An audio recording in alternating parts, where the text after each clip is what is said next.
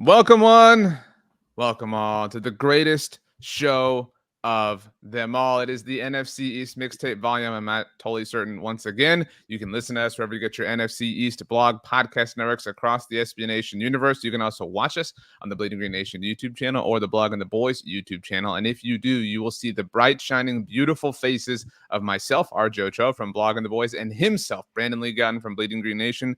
BLG, happy Tuesday for us, Wednesday for the listener, and happy whatever you want it to be in your heart. What is the capital of New Mexico, RJ? Las Cruces? No. Is it Albuquerque? No. Carlsbad. Santa Fe.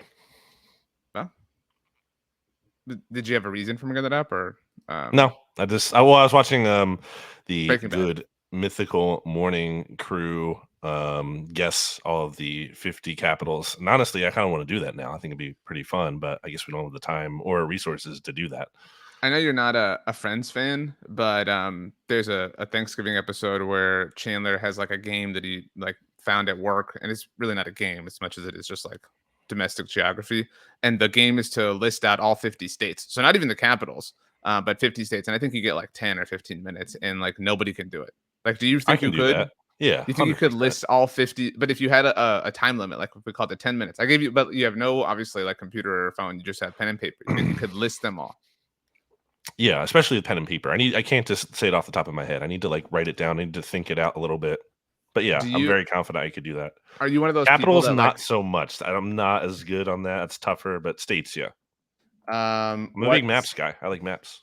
What state do you think you don't know the capital of? Because I didn't know New Mexico, obviously. There's some tricky ones in there. Do you know New Hampshire? It's kind of your neck of the woods.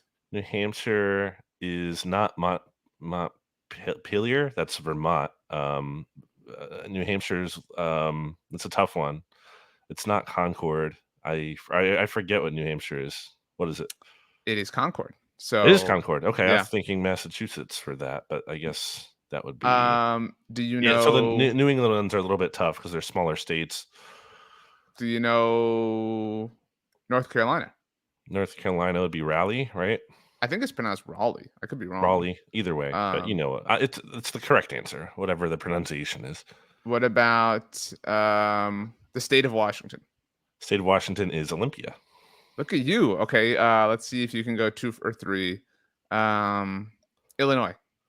Illinois it's not Chicago. It's Illinois would be. It's not Jefferson City. I think that's Missouri. Illinois.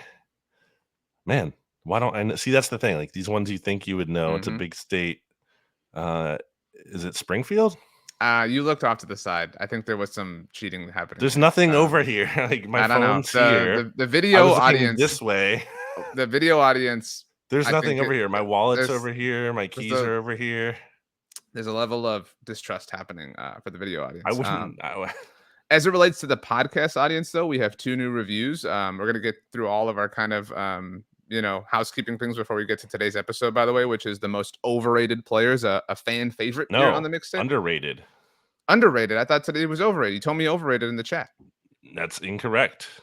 Okay, so you want to go underrated today? Yes. Okay, I'm obviously prepared for this episode. Let me find the chat as you pull up your reviews. I'm very certain that you said, oh no, you did say underrated. It is time for underrated / overrated. Underrated tomorrow, overrated next week.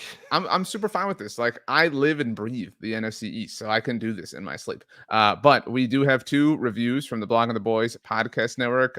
Subscribe to your preferred podcast feed. Leave a rating, write a review. You can do that for any of them. Are you ready for the 2, Brandon? Hold on, wait.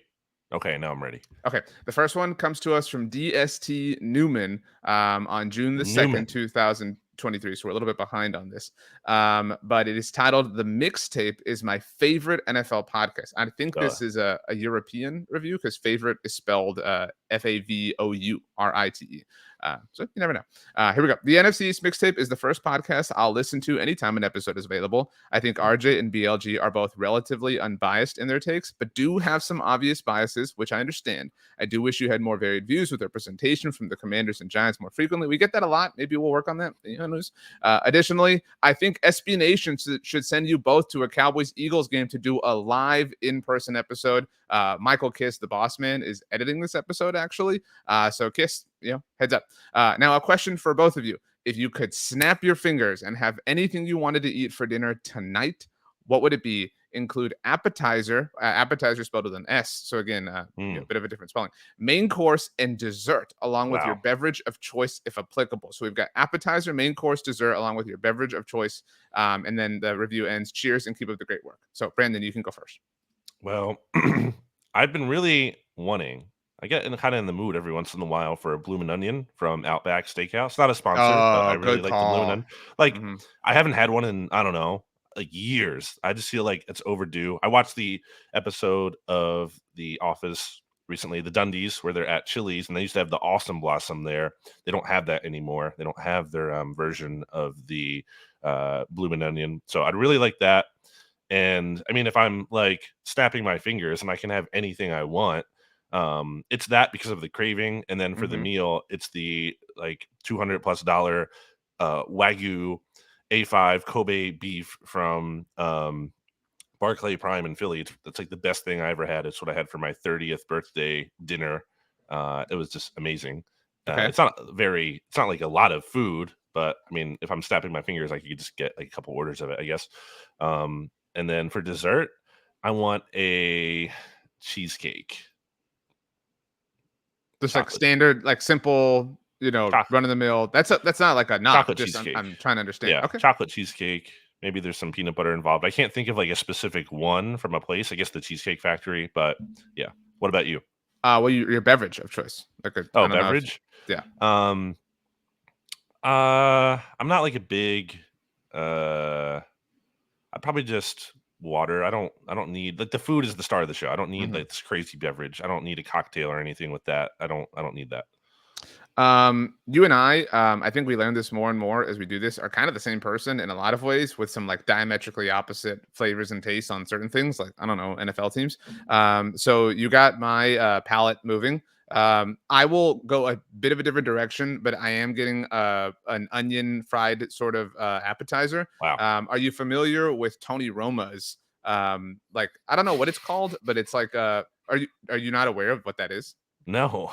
It's a popular steakhouse. Like, I mean, I would say it's not related to Tony Romo. No, it's not. It's Tony Roma's. Okay, that's weird. But it's, I mean, I would put it up there with like Longhorn Steakhouse. Like, I don't know, Jim. Is that kind of place when they come to your table. But so their version of like the onion blossom or the awesome blossom, whatever. It's like a brick of an onion, and instead of like, what I didn't like about the awesome blossom was they were like these kind of like fried fingers almost, and sometimes the batter would fall apart around the onion. You know what I'm saying? Like, I don't want that. It's much thinner, and so it's almost like spaghetti, if that makes sense, like the texture of it. Hell? Like onion strings. Yeah, just like that, but it's really, really, really, really good. So that's my appetizer. My main course, there is a restaurant. I've only ever eaten at the one in San Antonio called Eddie V's. You ever heard of this? No. So I'm actually getting something that they serve as an appetizer as my main course. It might be the best food I've ever had in my life. They are these lobster tacos on the softest tortillas you would ever have. And there's this kind of slaw underneath the lobster that is like pico and avocado and like, this like corn kind of salsa that's just like a splash of flavor. And obviously it's filled with this really chunky lobster. Like, sometimes you get lobster stuff like that and it's just like, they're really stingy with it. No. They're really generous with the lobster. So that's my my main course. For dessert, I will also go with a cheesecake, but I want some strawberries. Like, I want that kind of texture to add along the side. And like you, I don't really need like some sort of alcohol to go with the meal, but I do want a cup of coffee after the cheesecake. Okay. I don't know if that qualifies, but I want that to kind of, sit and chat and kind of, toast to what was a a healthy and wonderful meal? That was a really good question. So All right. the second review comes to us from Duels Cowboys fan. It might be Duyas, but either way, we're a little bit behind on this. It's May 31st. It is titled NFC East Mixtape Passwords. I forgot about this. You actually reminded me. One thing about the passwords, I have some accounts where you log in on the computer by scanning a QR code from your phone. Mhm. I think Discord is one of them. And I wonder if some TV streaming services could have that option too, Mm. except for logging into the TV, obviously. Anyway, love the show and go Cowboys. And you reminded me, we were talking about how annoying it is to put your password in on the TV with the remote. That is a really frustrating experience for a person. Yeah, or when I'm doing it on my computer and I have to do the two-factor authentication and my phone happens to not be like right near me and I'm sitting Right. down, I have to go up and get it just to log in. It's just like I get it. It's nice. The safety, the security, I get the purpose of it, but kind of a little annoying logistically sometimes.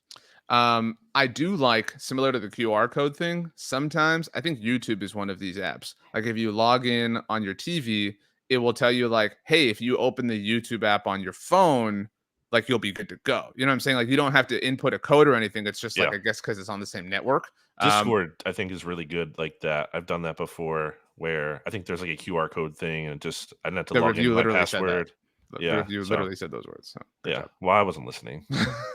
Okay, final thing before we dive into the most underrated players in the NFC East. I wanted to ask you this. This wasn't on the rundown. We're recording this on Tuesday. It's There was a 11:30 a.m. rundown. Central Standard Time. Well, it's a metaphorical rundown. But the Denver Nuggets won the NBA Finals on Yep. Monday night. And this, I've seen this conversation happen a lot. I know NFL.com wrote an article like who's the current like Nuggets of the NFL, like It's a the very team. RJ article.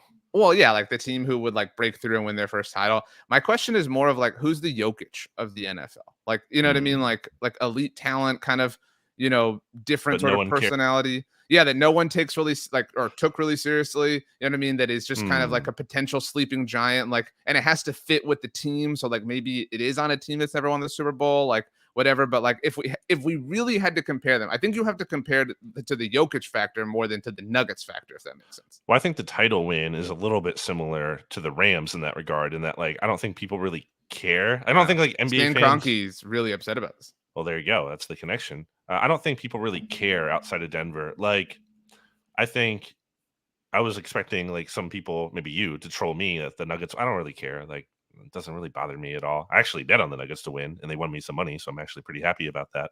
Um, yeah, I don't know. I'm trying to think. It has to be a quarterback, right? You would think. So I thought of a few different situations, and I think you might hate them all. There were three actually. The team, like if you look at the Nuggets and like capturing their first, and I recognize this was literally their first appearance, but like the Bengals, that kind of feels like they've been knocking on the door a little bit, getting a little bit close. You know what I'm saying? Like, but Joe Burrow was taken incredibly seriously. Like, right, like Joe Burrow's not the And Jokic. also Burrow is like a locked in kind of dude. Like Right, like kind of like like a Jordan kind of thing, as right. opposed to Jokic. Like just like he's locked in as a player, but he just doesn't seem to like care a ton. Like Um, very kind of like indifferent. I agree.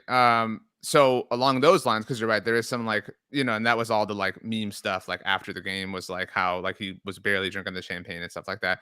Justin Herbert is maybe the most like Hmm. Jokic Maybe quarterback that's maybe if you're that's a looking good for that. comp. Yeah. And the Yeah, Chargers are kind of there. Like that might be my favorite comp.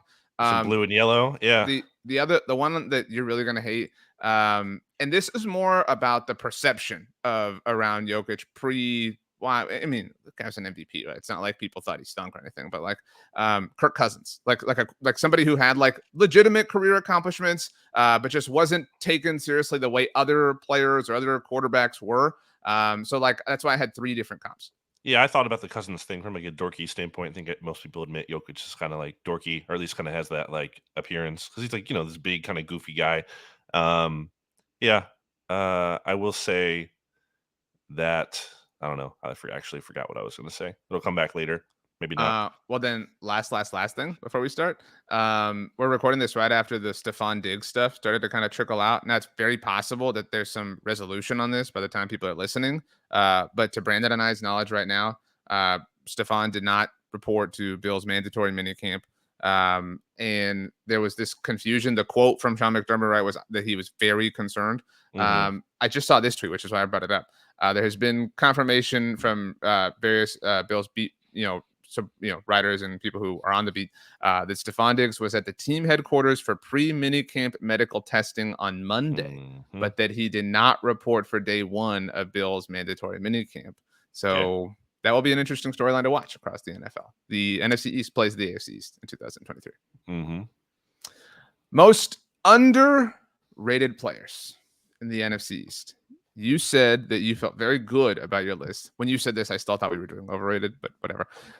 Except for your picks for the Philadelphia Eagles, right? Those were your exact words? Had a hard time narrowing it down because as we kind of throw out as a disclaimer every year, more so in the overrated episode, we always have to be like, this doesn't mean this player is necessarily bad. It's just that they are... Or good. Yeah, in this case, I guess you could say. It's just that they are not getting... There's a disproportionate amount of praise or criticism relative to how they have performed or their perceived talent level. So, for example, I'm not going to pick Lane Johnson as my most underrated Eagle, but I think you could make the case that nationally, and that's the other thing, it's like from underrated from what perspective? I think Lane Johnson is a little bit underrated nationally because I think there's a stigma of he plays right tackle, so he's not like in the conversation as much with like the best overall tackles because everyone, perceives the best tackles to be at left tackle. So you can kind of throw that in there. I have Devontae Smith as like an honorable mention for the Eagles. I can't really pick. I picked him last year. I don't really feel right picking him again, but I do think he is underrated by virtue of everyone is like AJ Brown. Like all the attention is on him. So I think Devontae kind of flies under the radar a little bit in that regard of just how good he is. But my real picks for the Eagles, I think I ended up for the offense come down to two players. Just to be clear, doing one offensive, one defensive for all 4 teams. One offensive player, one defensive player for each of the 4 NFC East teams. I came down to like 2 ones that I think I'm kind of between, and that's Dallas Goedert, who was PFF's 6th graded tight end last year. He ranked 5th in yards per route run. He had 123.7 passer rating when targeted. That is just under Travis Kelce at 123.8. So 0.1 difference there in passer rating. He's an elite tight end. And he didn't make the Pro Bowl last year, and in part because the dumb Pro Bowl rule where like he wasn't on the ballot because he was on IR, which is like really dumb. So I think he's kind of underrated in that sense. Like he should have made a Pro Bowl already. He's that kind of caliber player. So I have him there. And then the other guy I have is Olamide Zaccheaus, who the Eagles added this offseason. He actually had that 15th highest passer rating when targeted last year at 109.5. And that was with Marcus Mariota and Desmond Ridder throwing to him. He ranked 46 out of 102 wide receivers in yards per route run. And is he a great player? No. But like for a guy who was only available to be signed for $650K guaranteed, like I think that's kind of like underrated. I think that's a good value kind of signing. And my kind of pet theory that I've had recently with why Olamide Zaccheaus could kind of be an interesting wrinkle to the Eagles offense this year. One of the biggest criticisms for an offense that was really not full of areas where you could criticize them. They're pretty strong in almost every area. One thing that was like a consistent flaw with the Eagles last year was that especially from like the film grinder junkie types was that like the Eagles didn't really have a good system when it came to hot routes. They almost like didn't have them. Like they didn't have like built-in hots for Jalen Hurts to like get rid of the ball quick on blitzes and stuff. And there were some issues with that. So I think you have a player like Olamide Zaccheaus who can kind of thrive in the short passing game, especially middle of the field as a slot receiver. And maybe he helps you out with that a little bit more. So which one of those guys do you think deserves the pick for underrated? So it's a few things here. 2 things before my pick, which is actually neither of your selections. One, it's really difficult to pick an underrated player on the Eagles just based on right season, right? Like in general. Number 2, I understand your Zaccheaus logic, but I kind of think that this has to be a player who was on the team last year. You know what I'm saying? Like, because you're picking like how overrated or underrated they are relative to like this specific team and like the role within the team. I get your logic, and it's fair logic. Well, you're wrong. That's fine. I thought about Dallas Goedert in the super long amount of time that I devoted to making my list before the episode, obviously.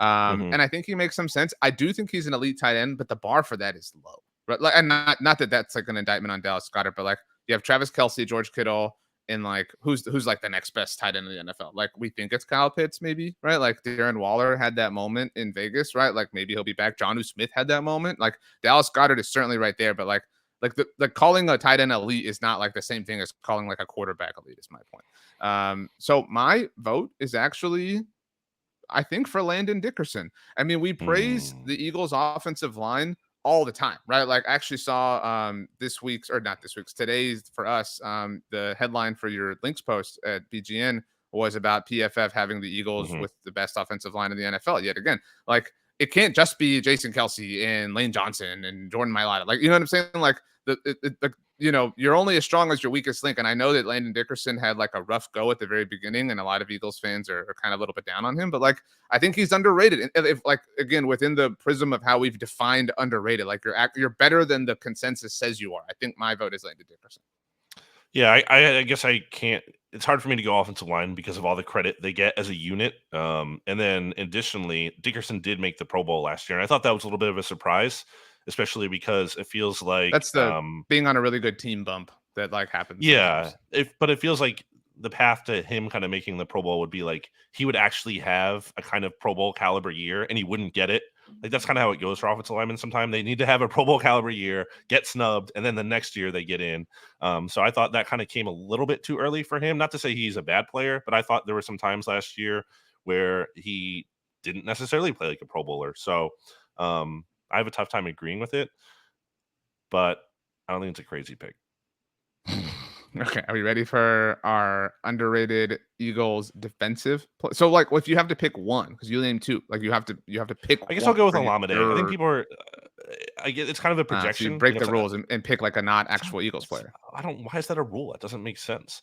I think he could be underrated. I think people could be sleeping on him. Whereas I don't think anyone's like sleeping on Dallas Goedert as much as I just don't think he's gotten the proper national recognition that he probably should be.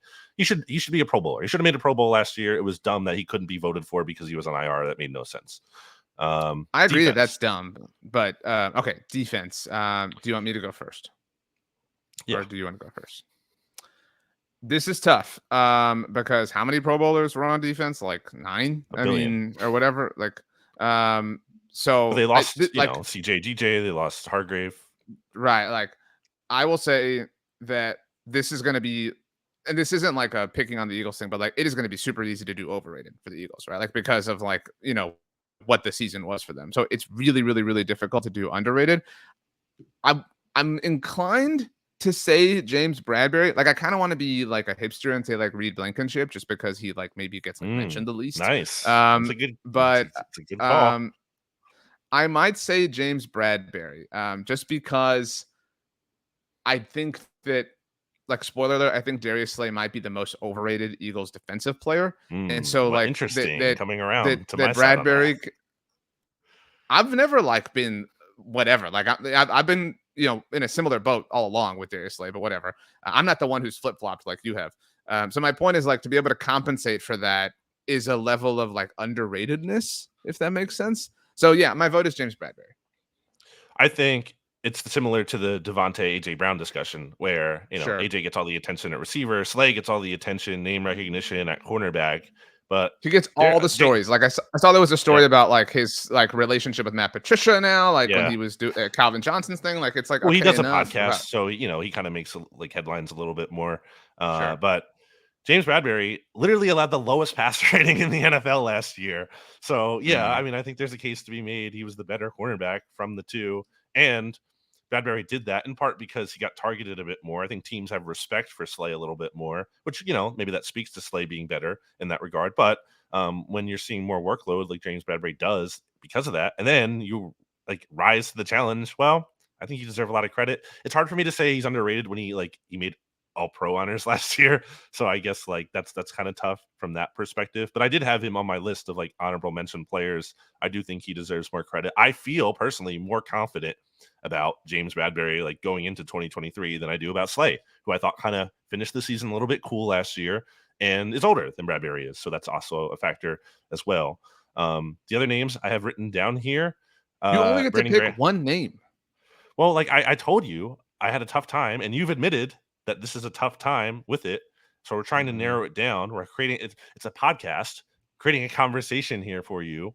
I had Brandon Graham because he was PFF's 5th graded edge rusher last year. He ranked 4th in pass rush productivity while having 11 sacks total, career year for him, and he had 1 in the playoffs as well.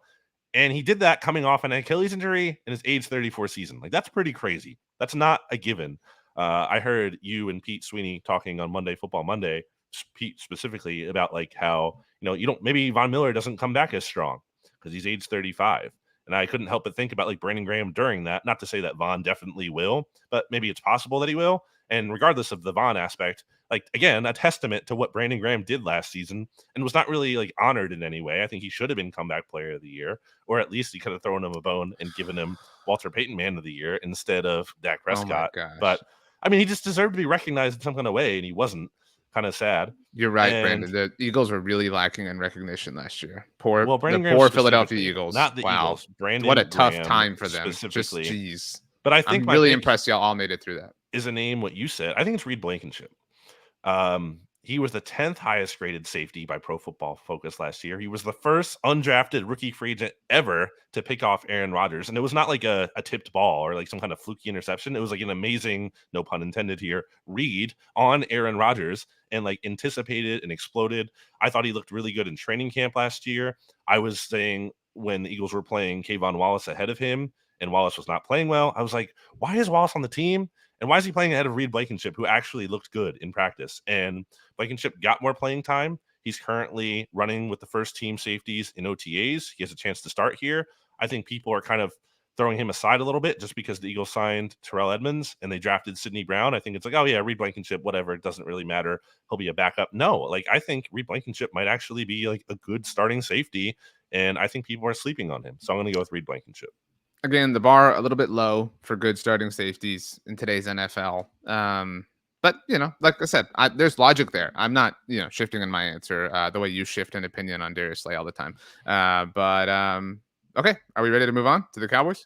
Last thing I'll say in Reed is that like I just feel like he's very technically sound. He's always, I don't think he's like really ever out of position. So I think that's something we saw with him a lot, and I'm really interested to see if he can make a jump from year 1 to year 2. So yes. Now we can go to the Cowboys. Underrated offensive player on the Dallas Cowboys, in the opinion of one Brandon Lee Gowton, is who and why? I think it's kind of a chalk pick. I think it's easy. I think it's Michael Gallup.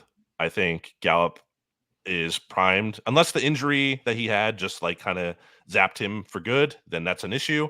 But assuming it didn't, and he can bounce back after he had a down 2022, which was impacted by not having a full offseason and entering the season late because of that injury. He averaged 15 yards per reception in his first 4 seasons total. And he was down to 10.9 last year. And furthermore, he had 4 interceptions when targeted last year.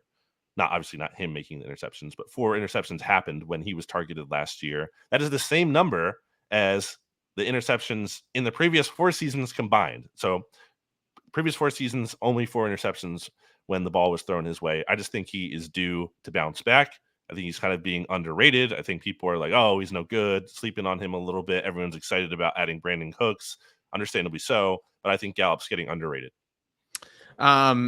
So you brought up what Pete mentioned on Monday Football Monday about Von Miller and it being the first season since the injury. This is Michael Gallup's second season post-injury, as you mentioned. And I mean, depending on how much you want to like dive into this, so the Cowboys, I wouldn't say rushed him back, but certainly depended on him coming back very soon from the injury. And not only just in general depended on him in that way, but they traded away Amari Cooper. Like they really depended on him. You know what I mean? Like they really kind of bet on him and really were just kind of, again, not forcing him or begging him to come back, but it was obvious how I mean, remember they financially bet on him too. They gave him the contract. But do you remember who the Cowboys starting wide receivers were in week 1 last year? They were CeeDee Lamb, Noah Brown, and Dennis Houston.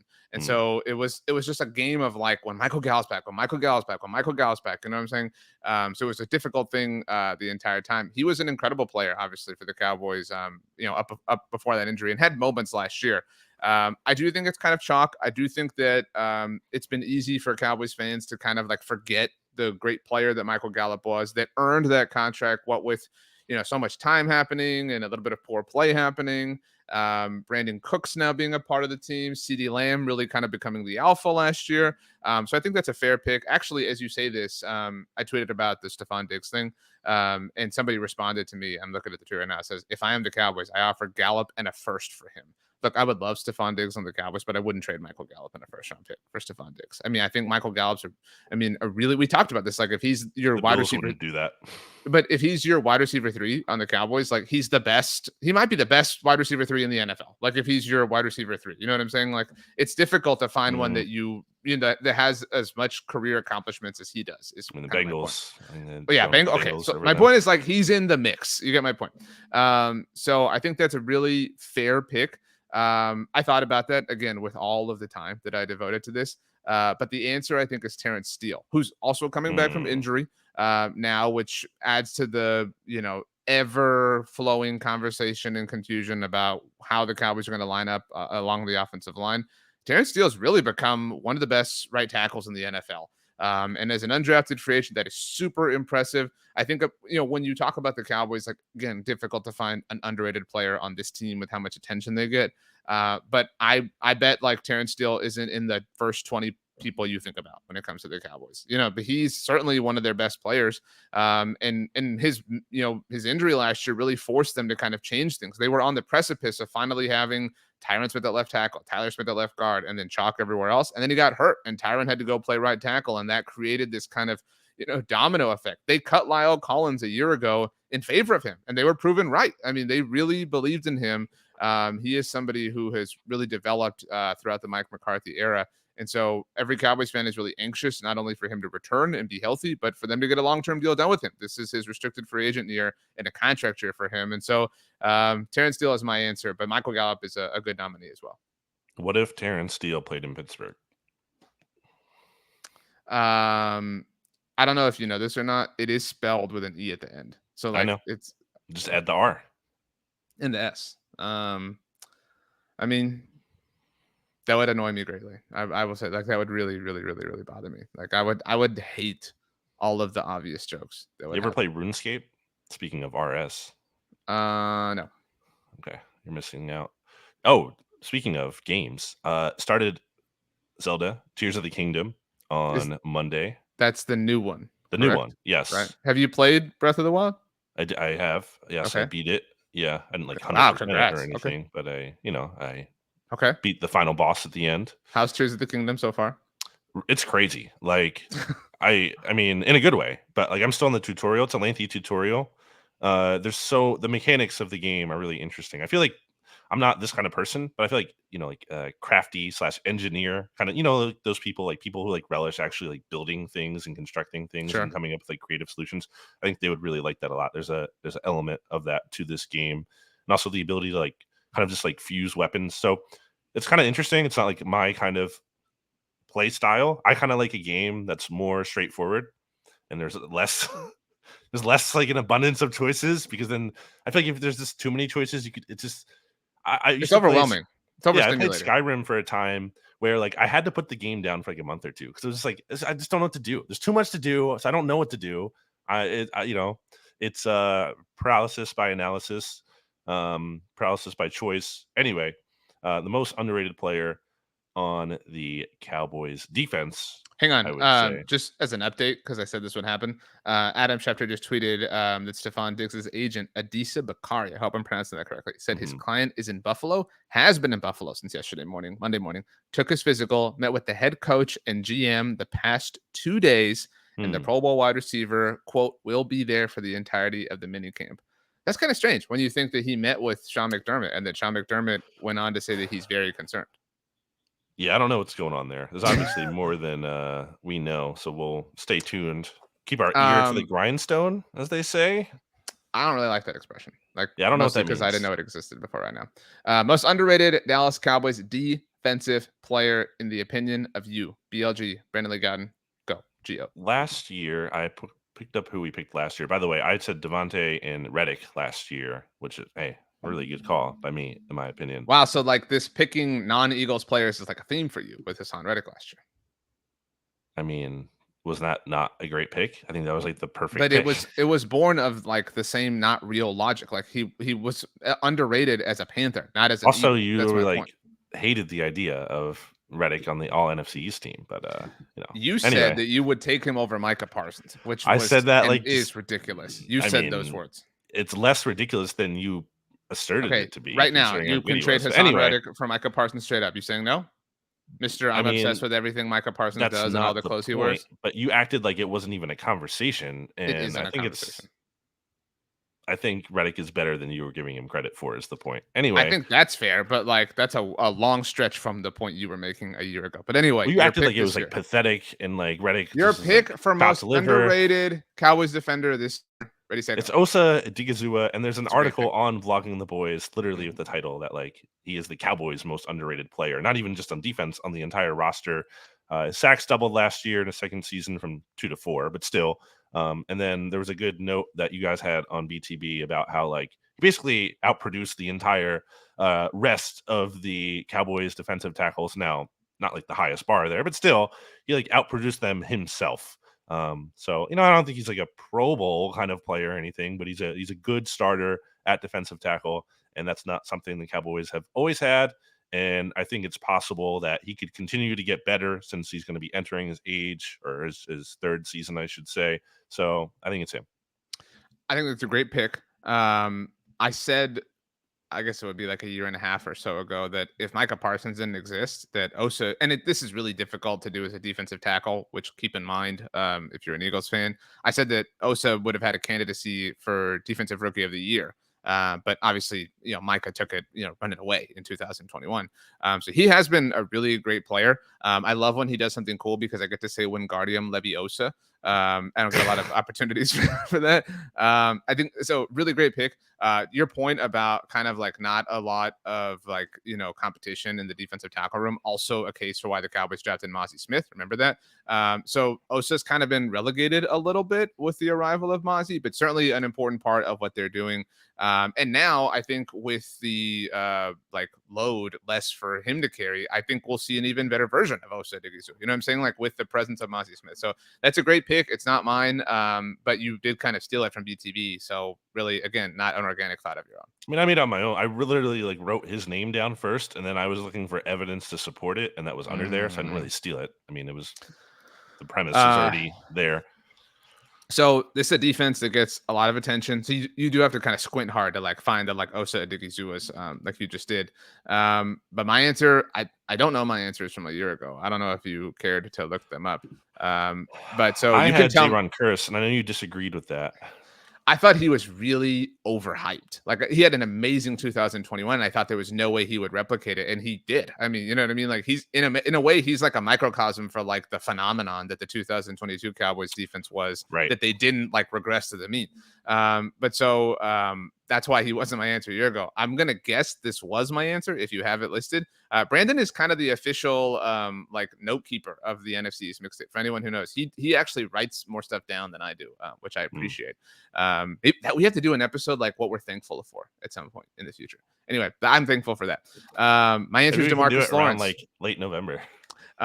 Relative to like respect given, that's how I define come on. underratedness. This is so dumb. He is the second best defensive player on the Cowboys, and he does not get that treatment. In fact, I would argue that like national like street cred is higher for Leighton Vander Esch or for J-Ron Curse. Maybe even for Osa Digizua, right? Like I think that DeMarcus Lawrence is like, we've talked about like sometimes you're so overrated you become like underrated or vice versa, or whatever the case. I think you could like, say that with Leighton Vander Esch.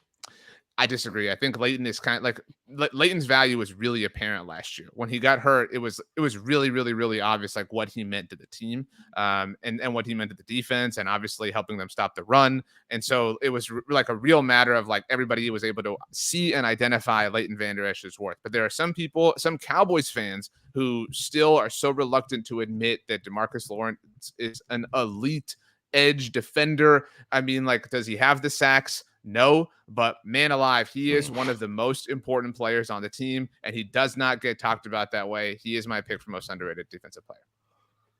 I would bet I picked him a year ago too, though.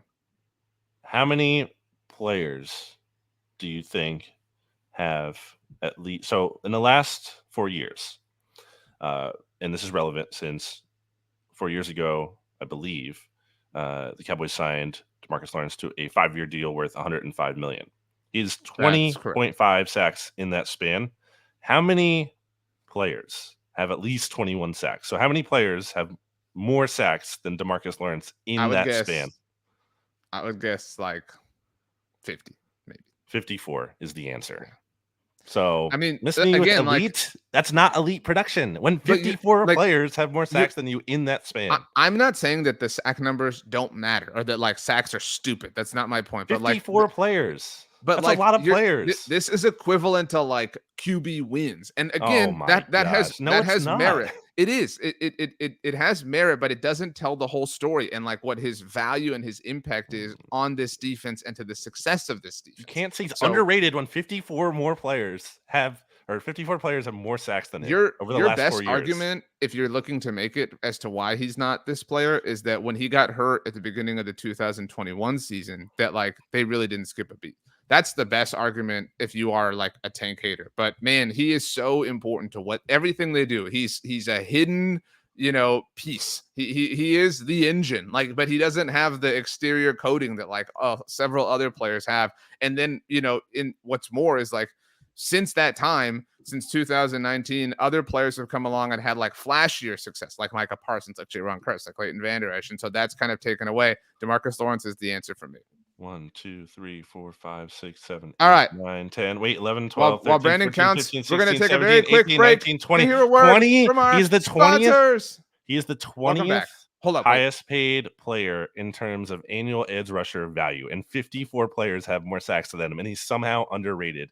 Jimmy Kempsky has him as the second worst contract in the NFC East. Totally disagree. I mean, if you're basing the contractual return on investment off of just sack numbers, fine. But I think that's dumb, and I think he's a top 20 player in edge money, and 54 like, players have more no sacks than him. We are all smarter than this. We don't have to be like, well, he doesn't have sacks. Like, no, there is a lot more than meets that meets. Get paid to get sacks when you're a top 20 edge rusher. I disagree. Like, it's not just if you get paid to create havoc, and he does that. That's what I care about. Like we talked about how the Cowboys led or how the Cowboys didn't regress in turnovers last year. It's like a big part of that is the havoc that DeMarcus Lawrence creates and that he's responsible for. But why? What metric is he underrated?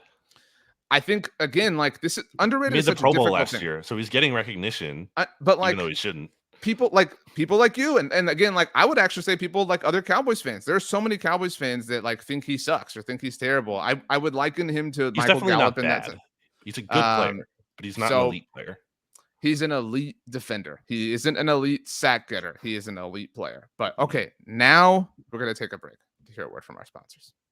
Welcome back. While we were gone, Brandon, you told me that you had a ranking that was inspired by my lobster tacos, your 3 favorite tacos from a protein standpoint.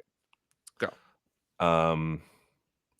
Really good dish at this place called El Vez in Philly, where they have it's like 5 different taco sampler. I may have talked about it before, but it's like Chilean sea bass, like a carnitas, pork, beef, beef, and then like a steak, and then a mahi.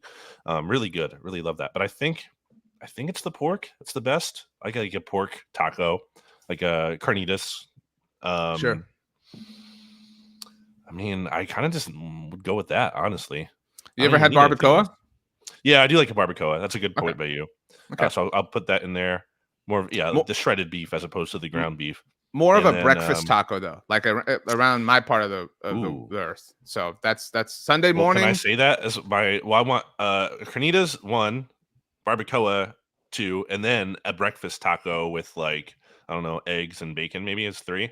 I'm just to be clear, that's a good fine list by you. But I'm just saying my point was that barbacoa is a breakfast taco. Like, yeah, I got you, but I want that separately. That's a very I would say maybe like a million times in my life. Like somebody has gone out, come back home with barbacoa for breakfast on a Sunday morning.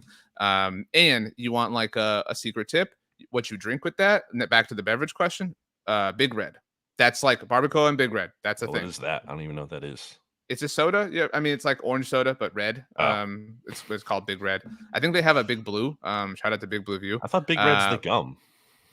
That is a gum, but that's like the cinnamony gum. I hate that gum. Yeah, I So don't like a cinnamon gum. That's I'm with you. disgusting. Ooh, I'm looking Speaking at the of Big Big Red. It Blue, looks good. I was working on a great, transition and segue, but you ruined it by like butting in Oh, right it's there. like a cream Speaking soda. of Big Blue View, the New York Football Giants, most underrated player on their offense. We should Have you ever mention had blue because Pepsi? this is our first mixtape since the Saquon comments that came out on Sunday, was it? That he said, like, I'm paraphrasing, but like he's not looking to become the highest paid player or highest paid running back. He just wants like worth or whatever. And like I think Saquon's case is fair, right? Like what he's contributed to the Giants, but it's like Saquon, dude, you play a devalued position. Like it's just like everyone involved here is doing the logical thing. You know what I mean? It's just awkward. It's really kind of what it ultimately comes down to. So it will be very interesting to see how this goes. But like this is an underrated storyline. You know what I mean? Like although Mm, kind of isn't like what he's if not what going to if hold he, out. There's not going to be but a holdout. like if he's not there, like how less talented is the offense as a whole? Like Holding are you like encouraged by that? Like I mean the bread and butter of this is going to be the passing game. I mean, I think it's important. I mean, name their backup running back. Yeah, you can't. That's the point. It's not a great situation. Well, Be Matt Breida, I guess. I Eric have their Gray, who they depth chart drafted. open. Matt Breida, Eric Gray. Greg Brightwell was like a fine backup back, but not like a guy who's going to be your bell cow. Most underrated offensive player. You can't say Darius Slayton because that's probably the like super hot. Should try Pepsi Blue. I like that. Wait, I can't say Darius Slayton. No, that's too chalk. Yeah, I'm not gonna. I wasn't gonna say that. Last year, I went with Kenny Galladay. Terrible pick. I just thought like maybe he could bounce back. Man, no, that was so bad. He's still out there. He's still a free agent. Like, really, really. I saw. Crazy. I think ESPN did a list of like the top 12 available free agents. He wasn't on it, and 12 was Zeke Elliott for what it's worth. So he's only 29 too. Like he could reasonably, be on a roster. Who's your answer? Don't yell at me. Apologize for that. That was me. I apologize. We're getting close to the time, and we still have the Commanders too. Like, and we still have to add songs to the playlist. So yeah, there. Summer, come on. What do we got going on? Effectively summer. Offense. I have Isaiah Hodgins. RJ, that's a good pick. Can you answer who had the highest pass rating of any wide receiver in the NFL when targeted last year? Well, I'm gonna guess it's Isaiah Hodgins. It was Isaiah Hodgins at 126.2. That's crazy. That's insane. Like when you really think about it, that's not obviously like a perfect stat, but like that's pretty wild. And it's even more impressive, I think, when you consider the Giants only claimed him off waivers on November 2nd. And wide receiver is a position where I feel like you have to gel with your quarterback to some extent, and you have to like understand the offense and know like how certain routes are supposed to be run and everything. So I think the fact that he gets a full offseason now to gel with Daniel Jones is big. And I think, like all the attention kind of went on, we got Darren Waller. And, we drafted Wan'Dale Robinson last year and he's coming back. Like, I think like Isaiah Hodgins is like under the radar, especially probably more so from a national level there. And I don't think he's going to be a superstar for them. Oh, and also they drafted Jalen Hyatt. Like there's all of these other names that I think people really aren't focusing on Isaiah Hodgins. I think he's flying under the radar a little bit, so I'm going to go with him. I think that's a really good pick. I think that it's hard to find pass catchers on this team that like as an opposing team you're intimidated by or scared by or whatever. But that was when things really started cooking for them, right? Like, so that's, like the point in time you mentioned, like that's important to mention. So that's a really good pick. I don't really have a lot to offer. Like, again, this is kind of slim pickings. Like, the Giants in general are kind of like everyone's like underrated. You know what I'm saying? So like, this is like the exact opposite sort of problem. He's 6'4", 210. Like, he's like a legitimate NFL receiver size. He ran a 76 percentile 20-yard shuttle. He has 64 percentile vertical jump. This is like a legitimate, like his body type, legitimate NFL like wide receiver kind of player, and the Bills just cut him. And I think their loss is the Giants' gain. Bills might be in need of wide receivers. They were already in need of wide receivers. Like, just to be clear, like the fact they didn't get more help is ridiculous, but at least Josh Allen's on the cover of Madden. So I thought about going Daniel Jones just because I do think like he gets bagged on too much. You know what I mean? So like that kind of contributes to being underrated. But he got the contract. Like that's an argument that you made about like DeMarcus Lawrence, right? Like so like if you like that kind of like on one level does like rescind your underratedness, so to speak. But I do think like as a player, he's underrated. Now I think that Paris Campbell is a bit underrated, but I don't want to be the I would say person overrated on him. well, but again, like they're all kind of underrated. You know what I mean? Like I can make like an argument why like, like he's Yeah, but he better. got his contract for like 1 year. Who was Paris Campbell before last year? Like, what did he do? He did nothing. He was like I mean, but like that's important. You know what I mean? And like what help did Paris Campbell have? You know what I mean? Like that's important context as well. I mean, 9.9 yards per reception last year. my answer Sub 10. is going to be Andrew Thomas because I do think he's flirting with becoming one of the best. He's properly rated. Like, I mean, but if you can become one of the best left tackles in the NFL, like that's a pretty big freaking deal. So I feel comfortable with that. Like I don't like, I can make other arguments, but this is the most stable my argument feels. We've talked about this. Like they're on the road potentially. We'll see what happens with Tyler Smith and if he even plays left tackle. But like they're on the road to potentially having like the marquee left tackle of the NFC East, which is a division that's like been known for that for like the 21st century. So that is my pick. I feel pretty good about it. But again, I think everyone's sort of underrated here. I think the task of picking an underrated defensive player is very difficult for the New York Giants. I have two names that I kind of came down to, and I have Ashawn Robinson, who I thought was I think that's probably one of the better like value signings of the offseason. Like I think that move like slipped under the radar. This is the 26th ranked interior defender in run defense last year, and I think we talked about it a lot. Giants run defense was a disaster last season, so to be able to add that is like really important for them, and I think they got him on like a really cheap deal. And it kind of could speak to maybe you don't need to spend primary resources on a run defender like the Dallas Cowboys did. So I think Ashawn Robinson was a sneaky good signing for the Giants. The other guy I had listed just from like a statistical perspective is Darnay Holmes, their nickel cornerback. He's allowed 1 touchdown in 3 seasons. His career passer rating when targeted is 82.3. He's been like quietly a very good nickel cornerback. That's not really like anything to get, I think, necessarily fired up about. But I think it's between those two guys. Adoree Jackson was a favorite of ours in this respect. I think your answers are fine. Okay, like this is a really hard thing to do with the Giants. Like their roster is so uniquely underrated while having success last year. You're right. Like I think it's difficult to like pride yourself on like your defensive identity is your nickel corner. You know what I mean? Yeah. Like that's just like. But I will go. I think that the Bobby Okereke signing got a little bit too much hate, but again, like the contract is there. They're kind of like, whatever. Yeah, I don't love the contract. I'll go Xavier McKinney. I mean, like I had him last year. I picked him last year, so I kind of graduated out of that for me because I feel like he's more properly rated. But I think nationally, you're right. I mean, the same sort of argument for Reed Blankenship, not like statistically obviously, but like the same like philosophical argument exists.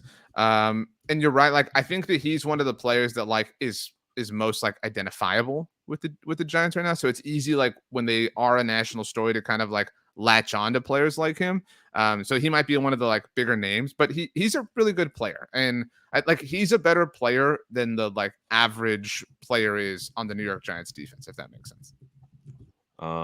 He had that thing last year. We got hurt, like was it ATV accident or something? Kind of That's weird. Right. So I'm looking at his playmaking numbers. He didn't have an interception last year. Yeah, so last year was kind of a bit of a down year for him. Maybe he bounces back. Oh, another thing. Wait, never mind. Sorry, different category. Yeah, I think that's like fine, but I think the overall point here is the Giants don't like have this like massively underrated defender. You can't say Kayvon Thibodeau. He's properly rated. He was a high pick. I don't think anyone is like sleeping on him. And if you insert yourself into like national controversy, you're not underrated. You know what I'm saying? Like that's, you've like made yourself whatever. You know what I'm saying? Like that's what Kayvon Thibodeau did. Are you ready for the Commanders? Yep. The most underrated Commanders offensive player is, I think there's a consensus answer here, but I'm curious if you agree. Well, I want you to go first then.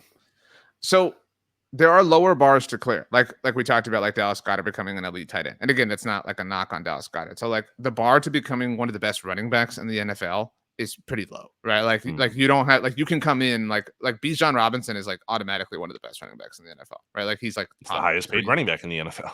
right? In terms of cash, but like, you know what I'm saying? Like even Jahmyr Gibbs is like one of the best running backs in the NFL. Like that's just kind of the way it goes.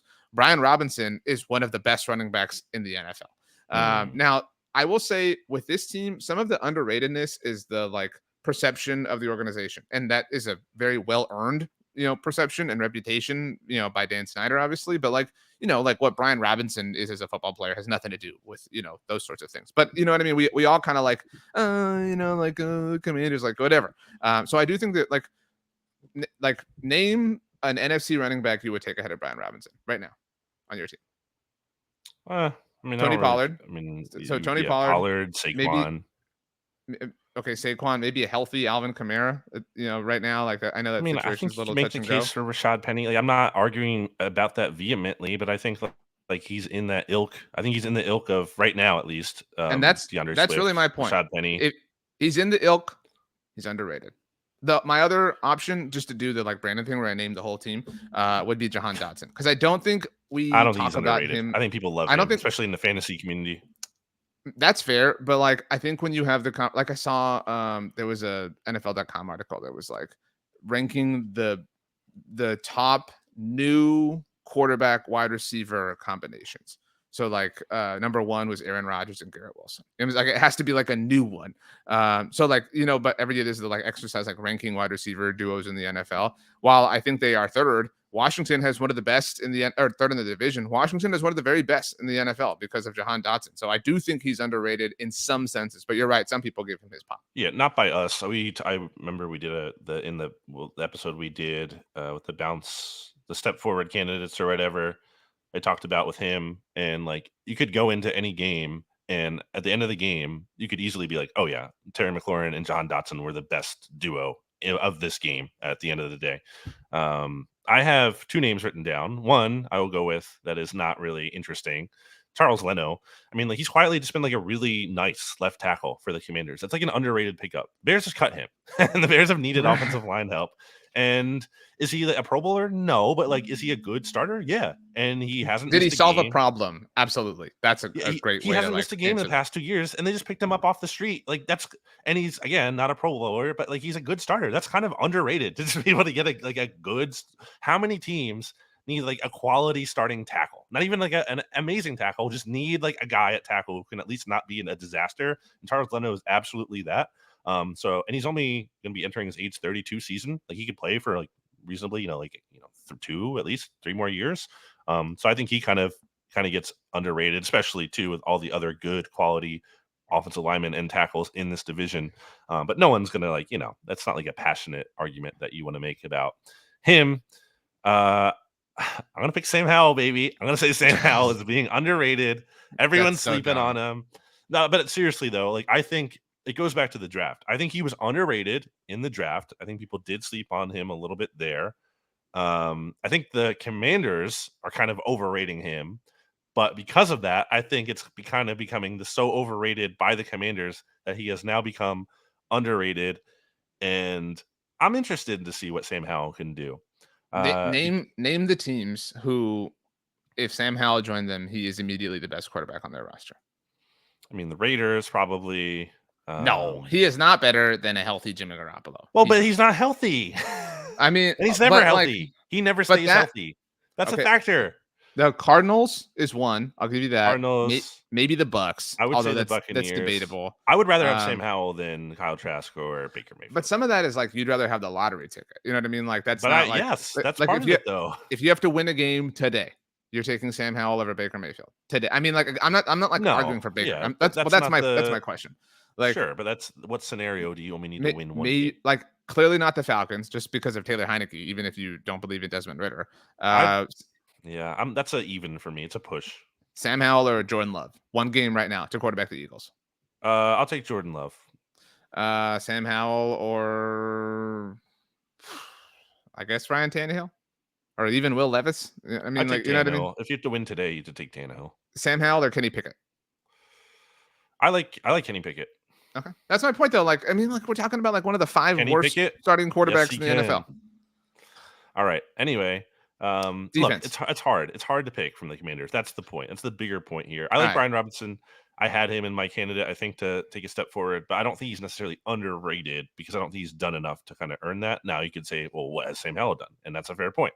But I think the Um, perception of him is just a little too low relative to, I think, I give him a chance. I think he has a chance. Anyway, defense. defense. I'm gonna go I think first. there's Like a correct I went answer first. here. I want to hear your Yeah. answer. Okay, so I want to go first. Like I went first again, and like this is a weird set of answers, as evidenced by the Sam Howell pick by you. My answer is Chase Young. No, Like, incorrect. well, I You think picked like the wrong answer. no, like like think about the like we have given love in varying degrees to Montez Sweat, to Deron Payne, to Jonathan Allen, to Cody Barton in some respects, to Kendall Fuller, to Cameron Curl, certainly, to Emmanuel Forbes. Like, I mean, so I think that we've like this is the like he's too like you know what I mean, like he's been too bagged on to the point that he's actually become like he's not as bad as his reputation is. Like, so like the not having a 5th-year option picked up, like all that stuff is real and matters and everything. But like it has made everyone think that he stinks. Yeah, like he doesn't stink. His just, you know, situation has been really awkward and unfortunate. But so like people have compartmentalized that to like define who he is as a player. So I think he's become underrated because of all the extracurriculars. I'm not, and to be clear, that I'm not even saying he's good. But again, the word is underrated. I think he's underrated relative to all of that. The injury thing is pretty concerning to me, just how it went last year. So I just can't give him any level of benefit of the doubt until we see it again, just because what if he just can't play anymore? Like, what if, the injury was a really serious one and the way it was handled last year was not great? So until I see it, I can't really believe it. I That's think it fair. may have zapped him. So I can't touch that one. I just don't know what to make of him. The others My are just so answer hard for me, like for obvious reasons. But go ahead. is Derek Forrest. Mm, Something about Washington and their safeties, like Cam Curl, kind of just coming out of nowhere. Derek Forrest also kind of coming out of nowhere. 4 picks last year, 2 forced fumbles, allowed just a 75.4 passer rating when targeted. He only missed 3 tackles out of making 88 total. That's like I think 3.3 or whatever missed tackle percentage. That's like incredibly low. Really good player. I don't know how much a good safety is moving the needle here for the Commanders, but you have Derek Forrest and you have Cam Curl in a division, especially that isn't strong at safety. Like those could be your best 2 safeties potentially in the division. So at least Washington has that going for them. this was really weird, obviously, but I think overrated will be a lot more fun and a lot more interesting when it comes to all 4 of these teams. But Yeah, it's more contentious. okay, well, that's our most underrated players in the NFC East in 2023. It is the NFC East Mixtape, which as of late means that we all take turns adding songs to the NFC East Mixtape playlist. Rachel is not editing this episode, as mentioned. The boss man Michael kissed his, which is I feel like Kiss important should for. be able to make a selection. That's what I was going to ask you. Like, do we want to let Kiss like add a song for this week? I Yeah, meant to run this by you. Like, I think when we have a guest on, the guest gets to add a I song too. agree. So I like, it's agree. just like a whoever's like got their hands on the episode sort of thing. So Rachel, you and I, for obvious reasons, always get a song. So Rachel did slack us. She said her song for this episode is "California Love" by Tupac. Great Song. So great selection. What song will you be adding to the playlist this week and why? Well, I mentioned Cartel last week. Might as well throw a song on Ooh. there. Give people. I really like this song, and I don't even know if it was like one of the big ones, like "Lose It" or "Say Anything Else," or some of the bigger ones that they've had. But you know how like on Apple Music you'll see the star next to a song, like the big, I guess like the singles or the big popular Right. songs. I'm looking at the Cartel self-titled track. Yeah, Georgia's not on there. My song is Georgia. It's right behind Wasted and The Fortunate, which are like 2 of the biggest songs from that album. And Georgia's right behind that. I think it's an awesome song. Georgia by Cartel. Another great summer song. And I highly recommend that RJ, you listen to it, but also the audience as well.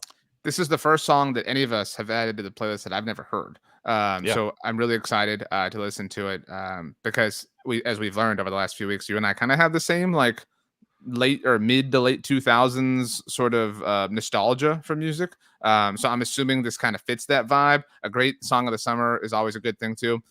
So great selection by you. Did you do the Georgia song because of I didn't, but Jordan? it Yeah, really like does fit. Jeez, that's so really I'm Georgia um, pilled, baby. right. Okay, good song. So we have Tupac's California Love for Show. We have Georgia by Cartel for you. Hmm. I thought about this isn't really a song of the summer, but it makes me think of the summer. I'm not picking this song to be clear. I thought about going Ocean Avenue by Yellow Card. Yep. That song came on when I was on the treadmill on Monday. Instead, I almost went this song last week. I don't run to this song, but when my cousin Jeremy and I were kids, we loved this video game for PS2 that was called Aggressive Inline. It was similar to Tony Hawk's Pro Skater, but it was on rollerblades. And something that always bothered us was like, I'm assuming you've played Tony Hawk's Pro Skater. Like, you know how they Yes. have like you can do like free skate and just like skate without like a time limit and like Yep. practice or whatever. This game didn't have that mode. So like we really loved it, but like we had to like to play it, you had to do modes with like time limits, which was really frustrating. Yeah. And I remember there was this mode where like in the park, you had to like go find monkeys. They were like each person had to collect 5 monkeys. So you had to like skate through and like so like we really love that. But the game's soundtrack introduced me to a song that I still love to this day, by Hoobastank. Now everybody knows Hoobastank for the reason, blah blah blah. They have some other great songs. The Reason is a good song. Like I hope we're all at the point where we can admit that. But The Reason's a great song. I'm not picking it. I am picking Crawling in the Dark by Hoobastank. It was on that video game, and it was such an awesome song. Like I loved that song from that game, and my cousin Jeremy loved was it called Youth of the Nation by POD or whatever. So that song was also there. We are we. Yeah, exactly. I didn't really like that song. I always thought it was dumb that Jeremy did, but whatever. Anyway, so Crawling in the Dark by Hoobastank, Georgia by Cartel, California Love by Tupac, and then whatever. Really Michael interested Kiss to see at. what I have no idea what Kiss like. Kiss is gonna add to. some Beethoven soundtrack. Yeah, it's not even a song, it's like a history sound. So I'm very, very interested to see what Kiss ultimately adds. Kiss, this is up to you. And Kiss, you have to insert yourself saying it so that you're aware. You can't just like tell. You have to drop some audio of you telling us what song you picked and why, and you can do that right here. Kiss wow, that was a great song. So that's true. I wonder if he had like I don't know if he had like, I feel like he would have had intro music. Wrestlers always have like, I feel like intro music. So I don't know if he had it. Like Macho Man or something like that. No, I don't know. Like wrestlers have like different songs that they come out to. Like CM Punk used to have Cult of Personality. What is a cooler like moment? A wrestler walking in with their song, or a baseball player walking? A wrestler. Just come on, the energy is great, and there's the fireworks and the crowd's going crazy for it. The baseball thing is boring. It gets played out because they do it so many times each season. I don't think it's boring, but it doesn't hit the same way on like Thursday afternoon as it does like Saturday night in the World Series. But speaking of, I did want to put this on your radar. Did you see that JT Realmuto hit for the cycle on Monday night? I did. I actually watched that happen live last night. It was like 12:30 in Eastern time. So the first Philly in like 19 years. Right. I saw this and it broke my brain. So the Phillies lost to the D-backs. Despite they lost in a very funny fashion because they ruled it was a walk-off, or not a walk-off because they were in Arizona. They ruled off there was a home run, but it clearly wasn't. So he hit for the cycle. He also had a walk. He scored 3 times. Obviously, he had the home run. And he also had 3 RBIs. In baseball history, teams were 21-0 in instances where this happened.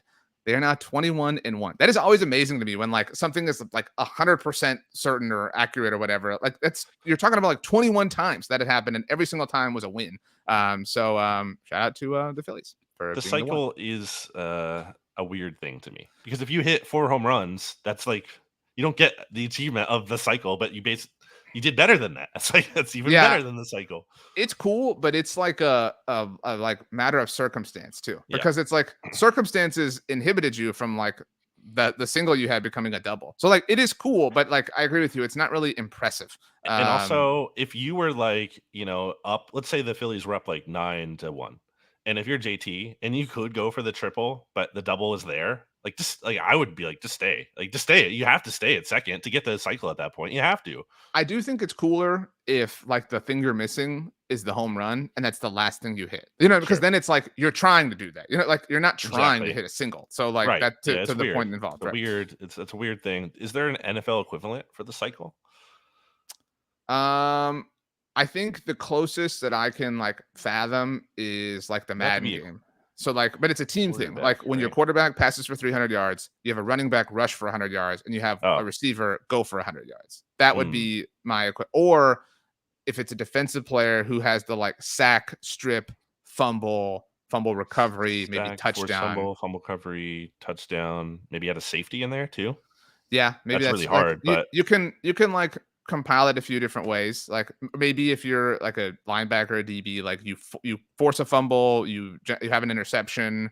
You know what I mean? Like something like that. Maybe you like block a punt. tackle for You know what I loss mean? and a Yeah, something sack. like that. Well, okay, that was a good vibe right there. I think Brian Brandon, Dawkins did something where he had like most he did something overrated player in the Hall of crazy. Fame. Oh Yeah. my gosh, you don't believe that. Wait, let me look Uh, it up. It was against the Texans in 2002. He had a quadrifecta game, they called it.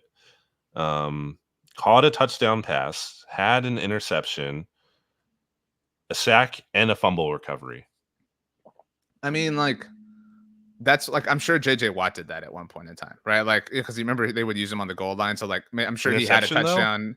Oh, I don't know about that, but like you know what I'm Yeah. saying, like I don't count those. Like if you're crossing sides of the ball, then it doesn't count to me. Like it has to be an accomplishment on this. Maybe like Also, a maybe how fumble about a recovery is kind of fluky. how Like about just how about because you this? get a fumble doesn't mean you're a good player. I agree Ball with that. bounces weird I, ways. how about this? When a quarterback throws for a touchdown, rushes for a touchdown, and catches a touchdown all in the same game, I'm fine with calling that a cycle. Yeah, something like that. Yeah. Like it So does have to involve almost like Nick Foles in the Super that's Bowl. true. Not quite. But he didn't catch a touchdown. Didn't. Wasn't a Yeah, two-point he did. conversion? I thought it No, it was was a touchdown. I don't know why No, I've blurred that to become a he didn't two-point rush for conversion one in my though. mind. So Mm. yeah. Okay. As we leave, Brandon, tell us your The 3 song thing, by the way, was meant to kind of be the end for right. to kind of give us a natural end, not to Well like then, lengthen the show. say something and it will be the end. I will say 3 words.